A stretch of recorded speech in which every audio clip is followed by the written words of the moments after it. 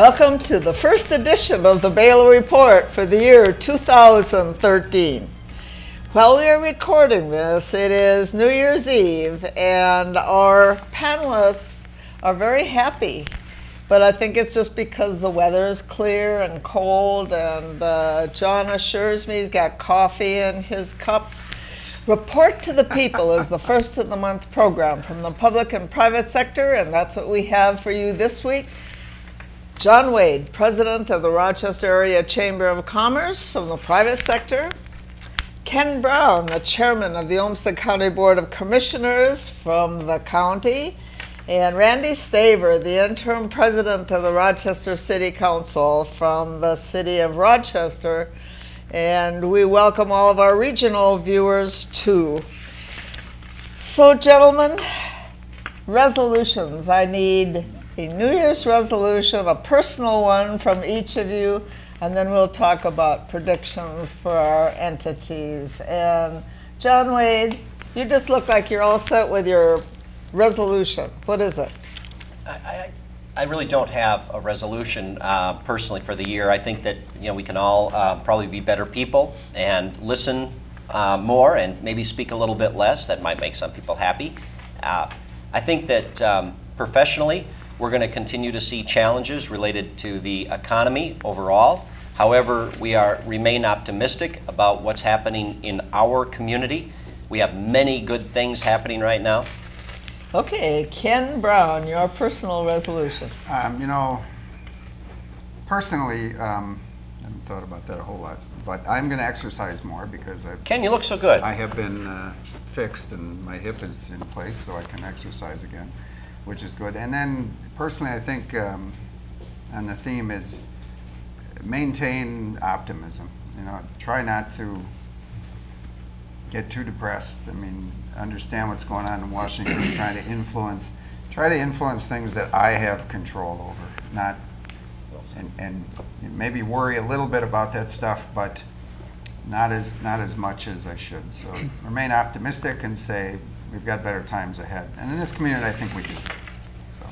All right, Randy Staver, personal resolution. Well, first professionally, I think we have a very busy year ahead of us, and I agree with Ken that there's room for a great deal of optimism. Quite frankly, we're very anxious to get back up to a 7-member council. There's a lot of work, and so I'm anxiously looking forward to that. But a lot of things on our plate. Personally, this year marks the year of our very first grandchild, so I'm looking to spend a lot more time with family and our granddaughter, and it should be just a lot of fun this year. When you figure out how you can both be an active public servant and spend more time at home with a grandbaby, you let all the rest of us know so we can all do that. I will do that. And he's got to restore an old car as well this year. He's working on it. That's true. That's true. You have to have a hobby. Congratulations. Thank you. Anyway, all right. I can't remember as an adult a year in which there were more big picture uncertainties than this year. I mean, we sit here on New Year's Eve and think about the Congress still debating what they can do to solve the fiscal cliff that happens tomorrow. We think of Obamacare with all the unanswered questions and even more because of the fiscal cliff.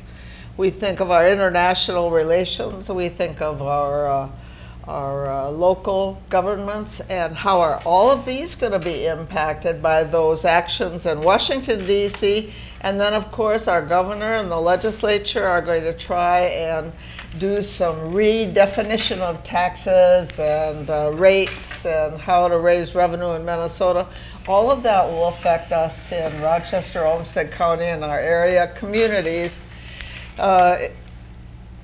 Comment on which, John, will have the greatest impact on us. I think that Ken kind of summed it up in a way, and that is that I think that most of us are concerned most about what we can do in our own backyard. For us at the Chamber of Commerce, it's to continue to create this environment where business can develop, grow, and prosper. For what does that mean? That means paying attention to education reform, making sure we have a globally prepared workforce. And as we expand our labor force here, Now, it may not be 10,000 over the next 10 years like we've been talking. We may have to reduce that projection some, but one thing remains very clear: we have to have a highly educated system, highly educated people within the system, I should say, that can contribute to our continued growth and development.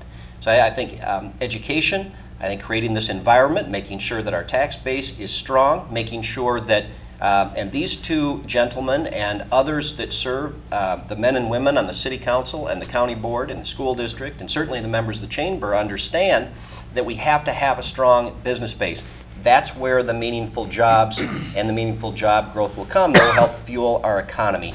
So we're going to pay a lot of attention to that over the next coming year. And I think locally we will see continued growth and expansion with a partnership with Mayo Clinic that both Ready, Rochester Economic Development Inc., as well as the City of Rochester and Mayo Clinic, in looking at the Minnesota Bio Business Center, the business accelerator that's going to be there. The Chamber of Commerce and Ready and Mayo are also working together to help create those jobs, build those businesses, and build those businesses here. So as physicians and scientists create wonderful innovations, that we figure out how we can build those businesses here. And that's an exciting time. Let's come back to that, because it almost sounds like we can develop a closed system in which we have the workforce, we have the ingenuity, we have the little incubator. We'll come back to that. Ken Brown, which will impact us the most? The fiscal cliff, the Obamacare, the... You know, the fiscal cliff will solve itself. They will come up with some kind of compromise. I'm hoping that they take the necessary steps to, because we've suddenly stopped talking about the spending side, the entitlements, the things that really are important moving forward. As Mr. Penny in this weekend's paper eloquently stated, you can't run from the spending side, and we have now seemed to only be talking about revenue. So you got to deal with spending. And on John's point, you know, locally, bringing it back to here, business, my own business, small businessmen are the backbone of the economy, need to continue to be vital, go strong, continue to grow. And the things that Randy and I think, can affect and work on diligently is to make sure that if they get into tax reform, that they do it with us in mind. And in terms of property tax, there was a very good discussion on property tax reform, a 2-year task force that came up with very good conclusions, very good recommendations that I believe should be enacted upon. So those are the things I think we can do to help make sure that our local businesses thrive and grow, and that the business community is healthy in Minnesota. Those are things I think are most important locally, that we have at least a little bit of input on, a little bit insight that we can lobby for. Okay, Randy Staver, what will have the greatest impact locally? Well, clearly the fiscal cliff and the ramifications of that could have some significant trickle-down effect. The numbers that we read and hear about are pretty staggering. On the positive side, it certainly has prompted a pretty healthy debate, as Ken mentions. A lot of the mandates and entitlements and so forth, clearly it's focused a lot of discussion on that. Now, I could be overly optimistic, but I do believe that the federal government will take steps to mitigate the fiscal cliff. We might go over the edge, but gosh, I just don't see it happening or extending for too long.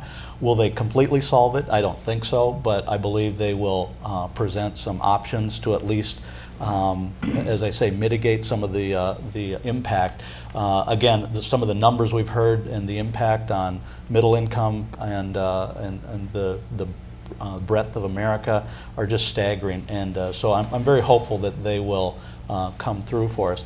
Healthcare obviously has a significant impact, especially in Rochester. Healthcare reform and the reimbursement has a potential, again, to have a significant impact, and so we're very interested in working collaboratively with our partners at the state and federal level to continue to manage healthcare reform in a very positive way. At the local level, I think, we're doing everything we can. As we, in November, we passed the sales tax reauthorization. We have a number of projects that could potentially pave the way for the sort of economic growth and development that John mentions. And we're very excited about that. Again, we're going to take a very prudent, very measured approach to all of that, but we're doing what we can at the local level with our colleagues on the county and the business community to just set the table so that we're ready and attract that talent. And the legislature did a service to our area communities too, and the city council has just been working on that with the Rochester sales tax, and many of them are going to have the opportunity to do some of the things that John and Ken and you have referred to within our jurisdictions. Why don't you tell our viewers from our regional cities what you did? Well, as part of the $139.5 million sales tax reauthorization, incorporated in that was $5 million designated by the legislature to be distributed to 17 surrounding communities. Now, just recently we talked at the council about the process for letting that happen. And the process we settled on was largely based on a fairly simple per capita basis. So based on the 2010 census for those 17 communities, we figure out their portion of the $5 million. Now, I need to be very clear that this isn't just money handed over to the communities. There's an agreement that goes with that. The funds must be spent on economic development projects and programs. It's not intended to siphon business away from other communities. It can't be used for simple operational expense. It very much has to be used for economic development, and there's a very defined process for monitoring that activity and the accountability that goes with it. So the feedback we've heard from the community so far, they're very excited about it, and we are as well, to bring our neighbors into the fray, and we all progress together. All right, that's good news for the communities because it gives them something to start with. Correct. And John Wade, we've got a new incubator, right, in the city? Called the Cube. The Cube. There are a couple of organizations. There are a number of organizations actually that focus on economic development, including READY, including the Small Business Development Center located at the RCTC campus at Heinz Center. And Cube is an innovative organization that it's a co-op essentially that people pay into to share ideas, help build ideas, get help with financing, some of those other kind of things that they might be looking at to start a new business. But that is one arrow in a quiver of tools that we have as a community to really help start up small business. Additionally, we want to continue to focus on what are we doing for those businesses that are already here, as they may need help with financing or other tools that they may need so that they can grow their businesses. And I think that as we look forward and as the details emerge around the Destination Medical Community Initiative, we also had money in the sales tax for the Destination Medical Community Initiative. This is really remarkable in what that could do for our economy by bringing in outside investment into our community to help build and grow the community. So we are very optimistic about the possibilities that not only, and I've always felt that if we take really good care of our guests and our visitors, we certainly as a community will be beneficiaries. So when we talk about 2 million visitors a year here, what happens to this city when we go to 5 million visitors? What could that mean for our hospitality industry? What could that mean if you're taking care of lawns? What could that mean for every business? So there's a lot of excitement as the book unfolds, as we turn those pages and see what's happening with that entire Destination Medical Community Initiative, where, again, focusing on hope, health, and hospitality, not only for the visitor, but also for those of us that call Rochester home, and certainly our neighbors as well. And I commend the city how they handled the sales tax portion of the dollars to those 17 communities. Yeah, they really did it in a great way. It's up to those communities. Essentially, and the state of Minnesota through that agreement. It's in the legislature. It's in the legislation rather on how those dollars can be used. And again, I've always felt very strongly about our area neighbors and how important they are to our community. 40,000 people a day come here to work, and we need to take care of them. I applaud the council for making the decision to keep your hands off. It's a very simple formula, not a ton of oversight, but just to follow the legislation and the intent of that legislation. So that was a very good, wise decision, I believe. And the large, and I won't say elephant in the room but the unknown is the Obamacare and how it can how Obamacare can help us keep our world-class medical care intact and still be able to provide that service, and how the taxing is going to look and how they're going to define it for contributions of employers. So many unknown questions, but we just have to keep. There's a lot of questions, and clearly Dr. Noseworthy and Dr. Patty Simmons, who chairs the Government Affairs side of Mayo, are going to be working very closely to really not only evaluate what the Affordable Care Act's impact will be on Mayo Clinic as it's written today, but what are the effects going forward? Because it's not just, as we like to say, how you might believe or not believe about the benefits of the Affordable Care Act, but in Rochester, Minnesota, it will have a material impact on our economy as well, because of what our primary driver of the economy is.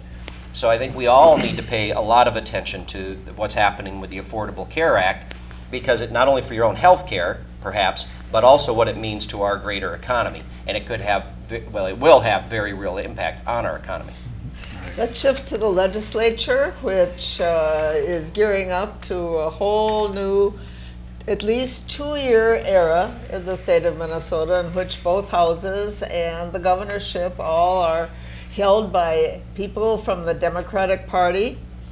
And what is the city of Rochester's highest priority to ask the legislature and the governor for this year?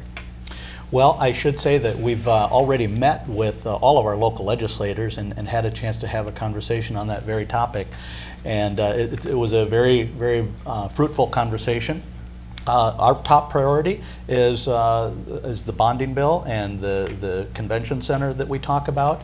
If there truly is a bonding bill, we've communicated our priorities, and that's probably top of the list, is convention center, and again, in an attempt to foster the growth in our community, attracting new business to the community in the form of conventions, which again has a very positive overflow effect on our hospitality industry and so forth. So again, that's our #1 priority. We've kept it fairly brief, and we've had those conversations, and we're all on the same page as our legislators begin their session. So I'm very, very confident that we're all have the same goals in mind. So we'll see what happens.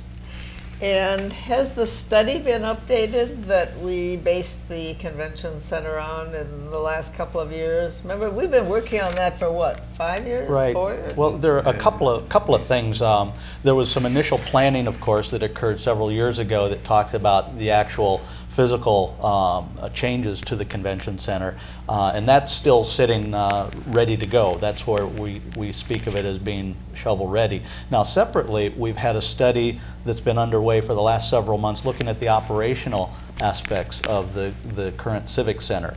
That report is due to be presented to the council and other bodies later in January. And we're very anxious to see what the consulting group comes back with in terms of recommendations, how we might tweak the operational aspects of the convention center. Again, in a sense of being prepared for the sorts of growth and vitality that we all anticipate. Okay, Olmsted County, your legislative priorities? You know, the biggest thing that we asked, and we met with our legislative delegation, all in attendance, one early morning before the board meeting.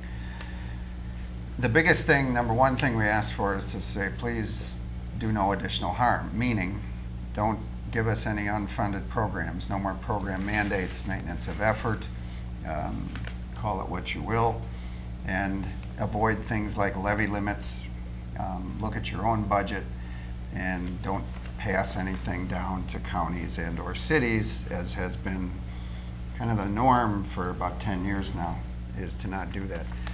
Continue focusing on if there is any bonding to be done. You know, we advocate for infrastructure improvements. The bonding package has been very instrumental in terms of helping southeast Minnesota, not just Olmsted County, because this part of the state, southeast, has about 2/3 or so of the bridges and culverts and so on that support our transportation system. So that is an integral part that we continue to say, don't use a boom and bust cycle. If you're going to fund it consistently, and continue to invest in the infrastructure because it's so critical to our needs. So those are the basic ones. Then we've got certainly a few things we advocate for. The property tax thing, as I mentioned, and if you're going to do tax reform, personally, I have always been an advocate of a more consumption-based system as opposed to production-based. And so if you're going to seriously look at tax reform, take those kind of things into account. Okay.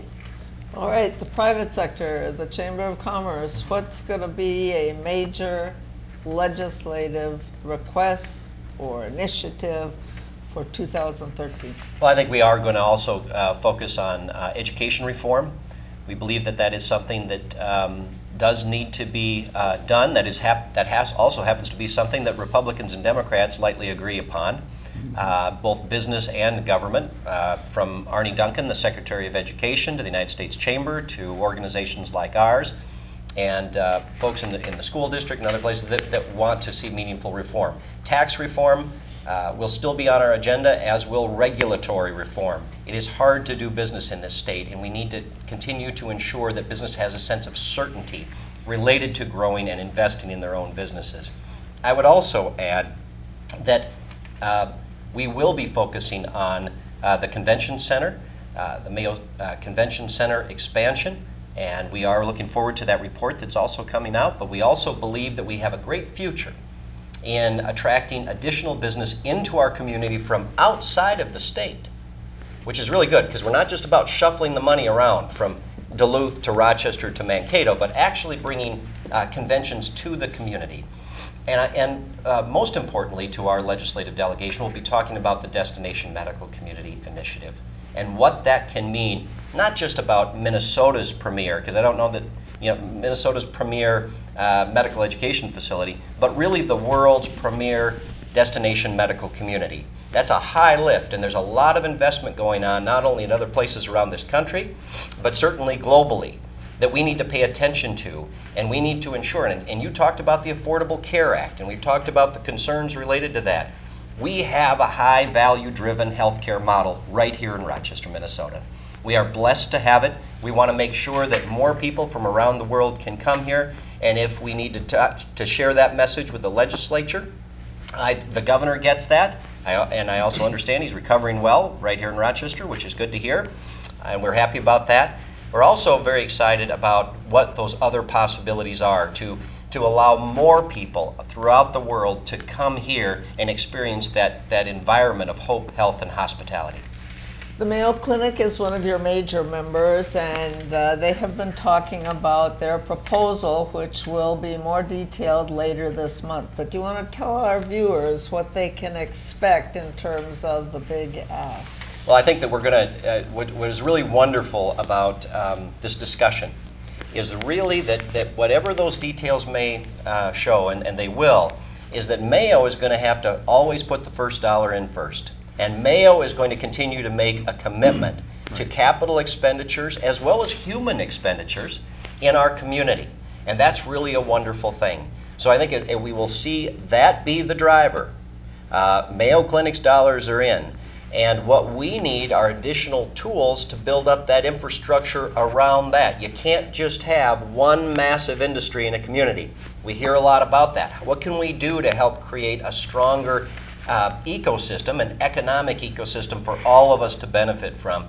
And while the Mayo Clinic is the largest member of the Chamber of Commerce and the largest private employer in the state of Minnesota, over half of our members have 4 or fewer employees. And big business, small business is big business to us. And small businesses understand the value of the entire economic ecosystem rising. So whatever we can do to help Mayo Clinic really serve as the world's premier destination medical center in the world's premier medical community will benefit all of us. You know, going along with that, Jane, when you talk about, and it's a little bit of a downer on this most optimistic New Year's Eve, business community, Mayo, we need consistency. We need decisions made. We need to understand where we're going. And right now there is a great deal of uncertainty. When you list Obamacare, the fiscal cliff, the impacts, sequestration, and so on, is all creating an area where everybody is pulling back, as opposed to looking at what their opportunities really are and could be, because they're a little bit worried.